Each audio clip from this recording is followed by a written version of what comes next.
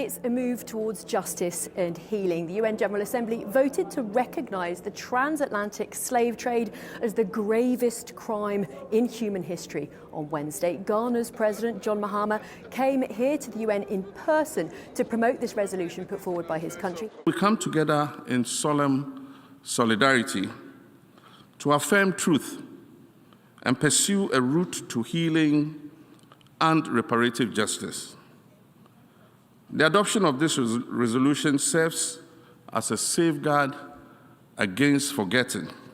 This resolution calls for formal global recognition of this historical crime and opens the door for reparatory justice measures. It also urges the restitution of stolen works of art. Well, the vote in the General Assembly was passed with 123 votes in favour, 3 against and 52 abstentions. Argentina, Israel and the United States were the 3 members that voted against the resolution. France and the UK were amongst those that abstained. Whilst the resolution really got the backing of much of the global south, it did prove controversial for some Western powers, mainly because they are concerned about the mention of reparations. They argue that modern governments should not be held legally liable for historical crimes. Supporters argue, however, that this is about recognition of justice, not blame for current generations, and that it is part of a process towards healing.